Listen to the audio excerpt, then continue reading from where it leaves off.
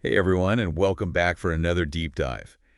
When you hear marine painter, you might think, okay, someone who paints boats, right? Right. And while that's kind of true, there's a whole lot more to it than meets the eye. Yeah, for sure. So we're really excited to unpack this career path today using these awesome guides from RoleCatcher.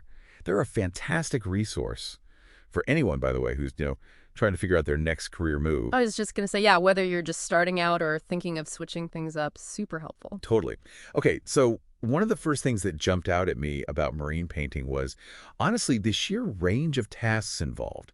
I mean, we see words like blasting, hull washing, even something called protection jobs.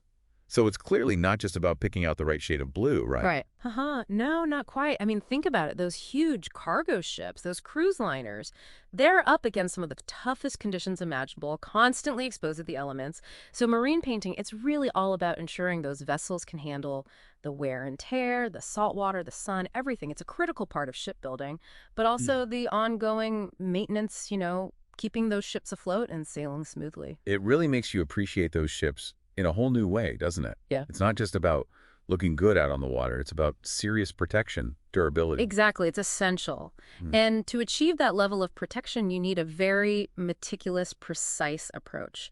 One thing that really stands out from these role catcher guides is the emphasis on strict guidelines, procedures, really specific ways of doing Okay, so we're things. not talking about like a free-flowing artistic free-for-all here then. Not at all, no. Precision is absolutely key in this field. I mean, think about it. You're working with these specialized coatings that are literally protecting a multi-million-dollar vessel. Yeah, no pressure. Right. There's very little room for error, and safety is absolutely paramount. Wow, that is high stakes. And speaking of changing things up, one thing I found fascinating in the role catcher research was how technology is actually transforming this field. I mean, it's not something you'd immediately think of as being on the cutting edge, but they talk about robotics, new materials. It's evolving quickly. Absolutely, yeah. We're seeing things like robotic blasting becoming increasingly common, especially for surface prep. It's much faster, more precise than traditional methods, and of course, way safer for the workers. And then on top of that, the coatings themselves, what's actually being applied, those formulations are evolving too. We're talking about coatings that are even more durable, more environmentally friendly. It's really amazing how much progress is being made. It's, it's credible. I had no idea it was changing so rapidly.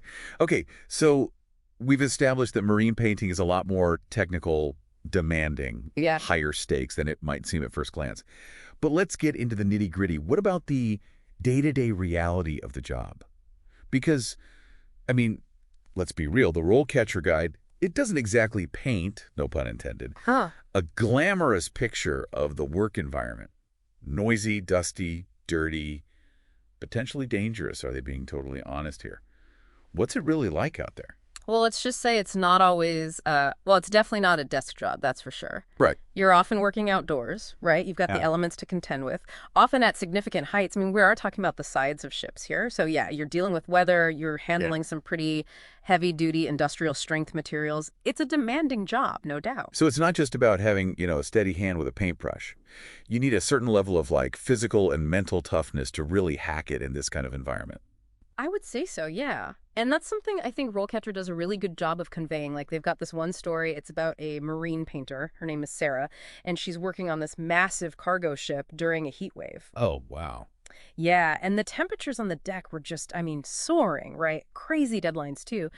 But she still manages to rally her team, they problem solve on the fly, and ultimately they get the job done safely and efficiently. See, that's what I love about RoleCatcher, these deep dives that we get to do with their guides. Mhm. It's like you get those real world glimpses into a career beyond just like the bullet points of a job description. Yeah. It's not always pretty, but there's definitely a sense of accomplishment there, right? Like overcoming those challenges. Huge sense of accomplishment, yeah, for sure. And speaking of challenges, I think it's worth looking at the career progression side of things for marine painters because it's not just about, climbing a ladder, right? It seems like it's more about expanding your skill set, taking on more responsibility, really developing as a leader in the field.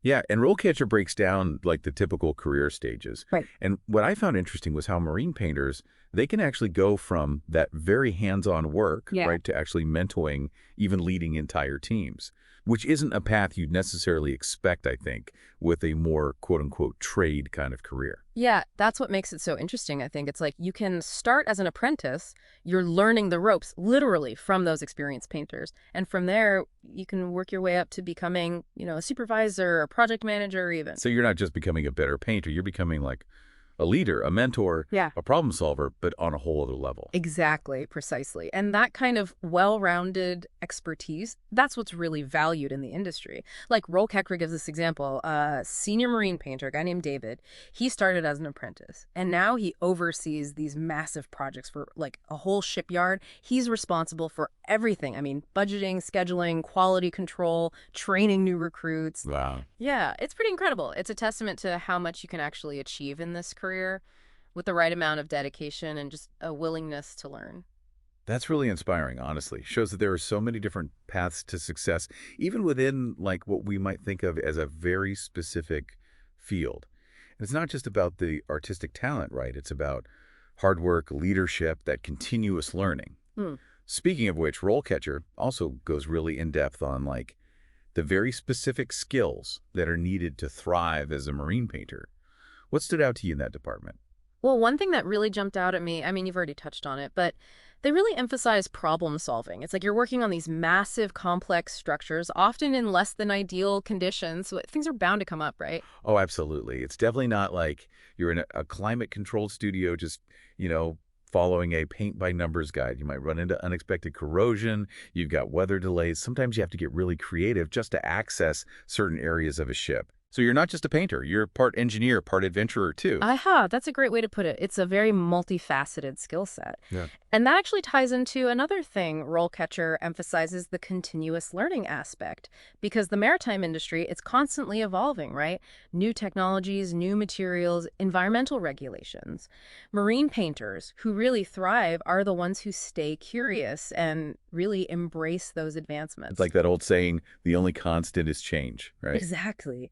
And RoleCatcher, they actually provide some really great resources for staying ahead of the curve, let's say. There's a whole section on professional development, links to industry publications, training courses, even networking events specifically for marine painters. It's like having a career coach right in your pocket. I love that about them. It's not just about finding a job. It's about building a fulfilling career long term, no matter what your field is. So as we kind of wrap up our deep dive into the world of marine painting here, I gotta say, I'm walking away with a whole new appreciation for what these folks do. It's demanding work, detail-oriented, constantly evolving, but it's also clearly very rewarding. The craftsmanship, the teamwork, you're contributing to this massive global industry. Absolutely. A huge thank you to you, by the way, for sharing your expertise. It's really brought this career path to life for us in a way that, just reading a list of job duties never could. My pleasure. I'm glad to be here. And for our listeners, here's a final thought I'll leave you with. It's easy to get caught up in the familiar, right? But as we've seen today, even a career path that seems, kind of niche or maybe even a bit mysterious can be full of hidden depths and unexpected rewards. So next time you find yourself wondering, what if? Well, hey, don't be afraid to dive in, do some research. You never know what hidden gems you might uncover. Until next time, keep those minds curious, and we'll catch you on our next deep dive.